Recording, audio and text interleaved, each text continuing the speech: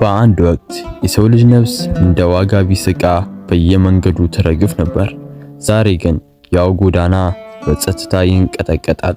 ኤልሳልቫዶር አንድ ወቅት የዓለም የነፍስ ግድያ ዋጋ ከተማ ነበረች። ዛሬ በሰላም ስም የሰብአዊ መብትን አሳልፋ የሰጠችበት ታላቅ የፖለቲካ ሙከራ ላቦራቶሪ ሆናለች። 40,000 ሰዎች በፀሐይ ብርሃን በማይደርስበት ሲኮት እስር ቤት ጨለማ ውስጥ ተቀብረዋል። ይህ ግን የጅምላ እስር ብቻ አይደለም፣ የዘመናችን ትልቁ የጸጥታ ድል ነው ወይስ በዲሞክራሲ ጭንብል ስር የተሸሸገ አዲስ አምባገነናዊ ገሃነም ነው? ናይብ ቡኬሌ ለአንዳንዶች የአገር አዳኝ፣ ለሌሎች ደግሞ የዲሞክራሲ ቀባሪ በገነቡት ለብረት ምሽግ ውስጥ የህግ የበላይነትና የሰብአዊነት ክብር መለያየት ተስኗል። ውጭ ላይ ያለው ህዝብ በፍርሃት ሳይሆን በደስታ እየኖረ ነው። ነገር ግን ከግድግዳው በስተጀርባ ህግና ፍትህ ተረስተው የሰው ልጅነት በቡጢና በዝምታ እየተፈተነ ነው። የደምና የብረት ታሪክ የሆነችውን የዘመናዊው ዓለም ትልቁን የፖለቲካ እንቆቅልሽ ኤልሳልቫዶርን እውነተኛ ገጽታ እንቃኛለን። ለማታውቁኝ አቢ ትራቨል እባላለሁ። ላይክ፣ ሼር፣ ሰብስክራይብ በማድረግ የቤተሰባችን አባል ይሁኑ።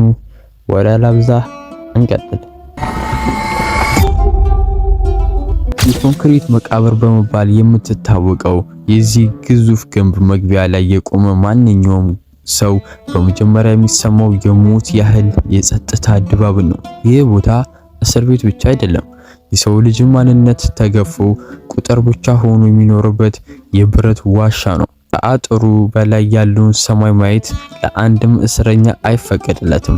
የዓለም ትልቁ ሜጋ እስር ቤት ተብሎ የተገነባው ይህ ህንፃ ከ40,000 በላይ የሆኑ በአንድ ወቅት አገርን ያንቀጠቀጡ የነበሩ የወንበዴ ቡድን አባላት በአንድ ላይ አጎሮ ይዟል። እያንዳንዱ ብረት የተሰራው ለአንድ ዓላማ ብቻ ነው።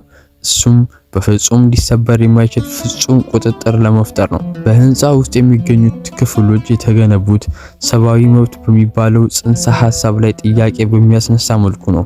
በአንድ ባለ 4 ማዕዘን ክፍል ውስጥ እስከ 100 የሚደርሱ እስረኞች በአንድ ላይ ይታገታሉ። እዚህ ክፍል ውስጥ አልጋ የሚባል ነገር የለም፣ ያለው የብረት ሉ ብቻ ነው። እስረኞቹ ያለምንም ፍራሽ፣ ያለምንም ትራስ ወይም ያለምንም አንሶላ በዚያ ቀዝቃዛ ብረት ላይ ለመተኛት ይገደዳሉ። ቦታው በጣም ጠባብ ከመሆኑ የተነሳ ሁሉም በአንድ ጊዜ መተኛት እንኳን አይችሉም። አንዳንዶቹ ሲተኙ ሌሎቹ መቆም ወይም ቁጭ ማለት አለባቸው። ይህ የአካል ስቃይ ወይም ሳይሆን የአእምሮን አቅም ሙሉ በሙሉ የመስበርና ስልታዊ ጥበብ ነው። ታዲያ በዚህ ጨለማ ውስጥ ብዙ ጊዜ የሚባል ነገር ትርጉሙን አጥቷል። በክፍሎቹ ውስጥ ያሉት ከፍተኛ የቮልቴጅ መብራቶች በቀን 24 ሰዓት በሳምንት 7 ቀን ያለማቋረጥ ይበራሉ። መብራቶቹ መቼም አይጠፉም። ይህ የተደረገበት ምክንያት እስረኞቹ የሌሊትና የቀን ልዩነት ጨርሶ እንዳያውቁ ለማድረግ ነው። ሰዓት የለም፣ የቀን መቁጠሪያ የለም፣ ተፈጥሮ ብርሃን የለም። እስረኞች የሚኖሩት ዘላለማዊ በሆነና አይምሮ በሚያናውጥ የቀን ብርሃን ቅዠት ውስጥ ነው። ይህ አይነቱ የብርሃን ጥቃት የሰዎችን እንቅልፍ ስነ ስርዓት በማውደም የማሰብ አቅማቸውን ሙሉ በሙሉ ያደነዝዟል። ታዲያ የእስረኞቹ የዕለት ተዕለት አለባበስና ገጽታ ሌላው የቁጥጥር መገለጫ ነው። ሁሉም እስረኞች ሙሉ በሙሉ ራሳቸው እንዲላጩ ይደረጋል። የሚለብሱት አንድ አይነት ነጭ ቁምጣ ብቻ ነው። ሸሚዝ የለም፣ ጫማ የለም። በባዶ እግራቸው በዚያ በቀዝቃዛ ኮንክሪት ወለል ላይ ይረግጣሉ። ይህ ልብስ አልባ የመሆን ሁኔታ የእስረኞቹ የቀድሞ የጉልበትና የክብር ስሜት ሙሉ በሙሉ ለማጥፋት ታስቦ የተዘጋጀ ነው። ታዲያ ከአሁን በኋላ ማንም መሪ ወይም ተከታይ የለም። ሁሉም ተመሳሳይ ገጽታ ያላቸው እርስ በእርሳቸው የማይለያዩ የነጭ ቁምጣ ለባሾች ስብስብ ብቻ ናቸው። የምግብ አቅርቦቱ ሁኔታ ደግሞ ሌላውን አስደንጋጭ እውነታ ነው። እዚህ እስር ቤት ውስጥ የቅንጦት ወይም የምርጫ መብት የለም። እስረኞች በቀን የሚመገቡት 2 ጊዜ ብቻ ሲሆን ምግባቸውም ለዓመታት የማይቀር ባቄላ፣ ሩዝና ጥቂት የበቆሎ ቂጣ ወይ ቶርቲላ ብቻ ነው። ስጋ፣ አትክልት ወይም ጣፋጭ ነገሮች ጨርሶ አይታሰቡም። ምግቡ የሚቀርበው በፕላስቲክ እቆች ሲሆን ምንም አይነት ማንኪያ ወይም ሹካ አይሰጣቸውም። ሁሉም ነገር በእጃቸው ነው የሚበሉት። ይህ አነስተኛ የምግብ መጠን እስረኞች ሁልጊዜ ጥገኝነት ስሜት እንዲሰማቸውና አመጽ ለማንሳት የሚያስችል የአካል ጉልበት እንዳይኖራቸው ለማድረግ ነው። የንጽህና አጠባበቅ ሁኔታው እጅግ አስገራሚ ጨካኝ ነው። ለ100 እስረኞች በተመደበው ክፍል ውስጥ ያለው 2 መጸዳጃ ቤትና 2 የጋራ መታጠቢያ ገዳዎች ናቸው። ምንም አይነት ግርዶሽ የለውም። ሁሉም ነገር በግልጽ ይታያል። ለመታጠብ የሚሰጠው ውሃ መጠን ጊዜ እጅግ የተገደበ ነው። የሳሙናና የሌሎች ንጽህና መጠበቂያዎች አቅርቦት በወታደሮቹ ጥብቅ ቁጥጥር ይደረግበታል። ይህ የጋራ ህይወት እስረኞች ምንም አይነት የግል ሚስጥር ወይም ክብር እንዳይኖራቸው በማድረግ በስነ ልቦናቸው ላይ ከፍተኛ ጠባሳ ይተዋል። የእስር ቤቱ ግንብ በቴክኖሎጂ የታጠረ ምሽግ ነው። የ11 ሜትር ከፍታ ያለው ግንብ በከፍተኛ የቮልቴጅ ኤሌክትሪክ ሽቦች የተከበበ ነው። በአጥሩ በላይ 19 ግዙፍ የክትትል ማማዎች አሉ። በእነዚህ ማማዎች ላይ ያሉ ወታደሮች ዘመናዊ የሌሊት እይታ ካሜራዎች እና ከባድ መሳሪያዎች የታጠቁ ናቸው። ማንኛውም ለማምለጥ የሚሞክር አካል ወዲያውኑ እንደሚደመሰስ የታወቀ። እስካሁን ድረስ ከዚህ እስር ቤት ለማምለጥ የሞከረ ይቅርና በአጥሩ አቅራቢያ የደረሰ አንድ እስረኛ የለም። ከውጭ ዓለም ጋር ያለው ግንኙነት ሙሉ በሙሉ የተቋረጠ ነው። በእስር ቤቱ ዙሪያ ምንም አይነት የስልክ ሞገድ ወይም የኢንተርኔት ኔትወርክ እንዳይሰራ የሚደረጉ ከፍተኛ የኤሌክትሮኒክስ ማቋረጫዎች ተተክለዋል። እስረኞች ከቤተሰቦቻቸው ጋር መገናኘት፣ ደብዳቤ መጻፍ ወይም የውጭ ሀገር ማግኘት ምንም ጠብቆቻቸውን እንኳን ሳይቀሩ በአካል መገናኘት አይፈቀድላቸውም። ይህ ፍጹም የሆነ የመረጃ መገለል እስረኞቹ ከውጭው ዓለም ተለይተው እንዲረሱና በህይወት እያሉ እንደሞቱ እንዲሰማቸው ያደርጋቸዋል። በዚህ እስር ቤት ውስጥ የፍትህ ሂደት የሚከናወነው በአዲስ መልክ ነው። እስረኞች ለፍርድ ቤት ቀጠሮ ወደ ውጭ አይመጡም። በምትኩ በእስር ቤት ውስጥ በተዘጋጁ የቪዲዮ ክፍል አማካኝነት ከዳኞች ጋር ይገናኛሉ። በመቶዎች የሚቆጠሩ እስረኞች በአንድ ላይ በቪዲዮ ካሜራ ፊት ለፊት ይቆማሉ። ዳኛው ደግሞ ከሩቅ ሆኖ በአንድ ጊዜ ለሁሉም ፍርድ ውሳኔ ያስተላልፋል። ይህ የጅምላ ፍርድ ሂደት እያንዳንዱ እስረኛ እንደ ግለሰብ ሳይሆን እንደ አንድ የወንጀል ማሽን ተቆጥሮ በፍጥነት እንዲቀጣ ለማድረግ የተነደፈ ነው። ያው የእስረኞቹ ሰውነት ላይ ያሉ ንቅሳቶች እዚህ ቦታ ላይ የሞት ፍርድ ማረጋገጫ ናቸው። የኤል ሳልቫዶር የወንበዴ ቡድኖች ማራስ ወይም አባላት የሰውነታቸውን ሙሉ በንቅሳት መሸፈን ይወዳሉ። ጠባቂዎች በየቀኑ ጠዋት የእስረኞችን ሰውነት በጥልቀት ይመረምራሉ። አዲስ ንቅሳት ወይም ምስጢራዊ ምልክት ከተገኘ ያ እስረኛ ወዲያውኑ ወደ ከፍተኛ ቅጣት ክፍል ይወሰዳል። ንቅሳቱ የቀድሞ የኃጢአታቸው ምልክት ብቻ ሳይሆን አሁን ባለው ህይወታቸው ውስጥ እንደ ትልቅ የወንጀል ማስረጃነት ያገለግላል። ይህ ሜጋ እስር ቤት ልዩ የሚያደርገው ሌላው ነገር የሲቪል ሰራተኞች አለመኖራቸው ነው። እዚህ ቦታ ላይ ተራ ጠባቂዎች ወይም የሲቪል አስተዳዳሪዎች የሉም። ሙሉ እስር ቤቱ የሚመራውና የሚጠበቀው በልዩ ወታደራዊ ኃይሎችና በታጠቁ ፖሊሶች ብቻ ነው። ወታደሮቹ ፊታቸው ሙሉ በሙሉ በጥቁር ጭንብል ይሸፍናሉ። ይህ የተደረገበት ምክንያት እስረኞቹ የጠባቂዎቹ ማንነት አውቀው ቤተሰቦቻቸውን እንዳያስፈራሩ ወይም እንዳይቀበሉ ለመከላከል ነው። የጥቁር ጭንብል የለበሱት ወታደሮች ለእስረኞች የፍርሃትና የፍጹም ስልጣን ተምሳሌት ናቸው። ታዲያ በእስር ቤት ውስጥ ምንም አይነት የመዝናኛ፣ የንባብ ወይም የስፖርት እንቅስቃሴዎች የሉም።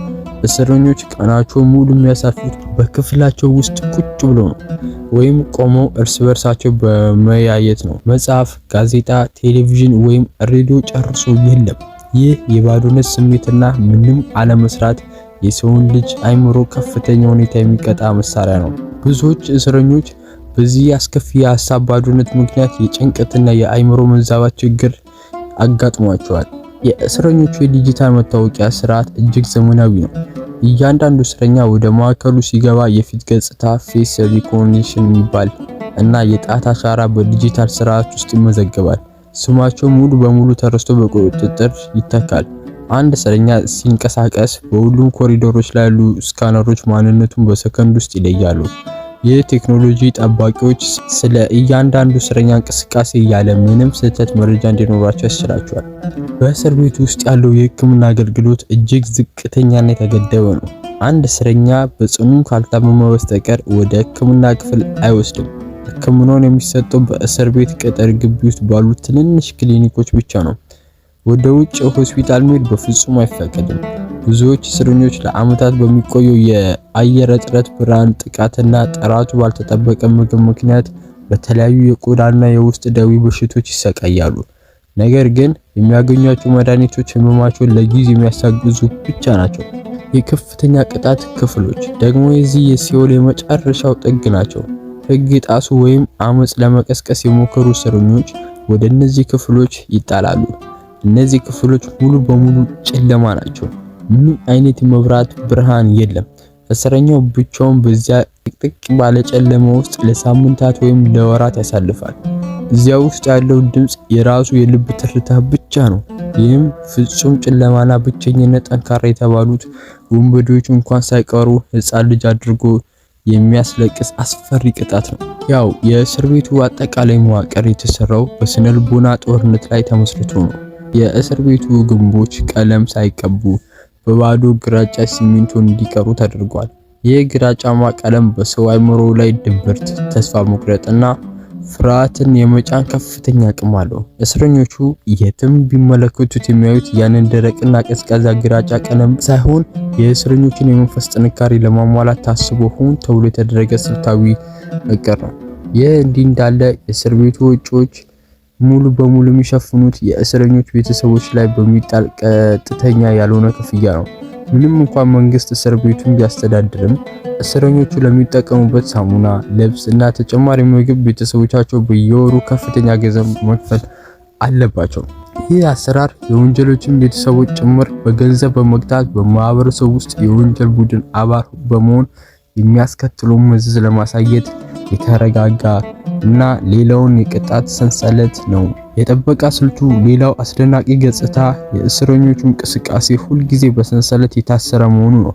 አንድ እስረኛ ከክፍል ወጥቶ ወደ ቪዲዮ ፍርድ ቤት ወይም ወደ ሕክምና ክፍል መሄድ ካለበት እጆቹና እግሮቹ በከባድ የብረት ሰንሰለት አንድ ላይ ይታሰራሉ። ሲራመዱ የሚሰማቸው የሰንሰለቶች ድምፅ ከእስር ቤቱ ኮሪደር ጋር ያስተጋባል።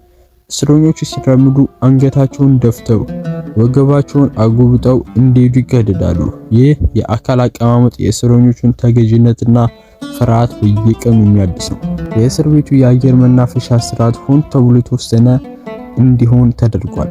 ክፍሎቹ በጣም ሞቃታማና የታፈኑ ናቸው። በኤልሳልቫዶር ያለው ሞቃታማ የአየር ንብረት በእስር ቤቱ ውስጥ ያለውን ስቃይ እጥፍ ያደርጓል።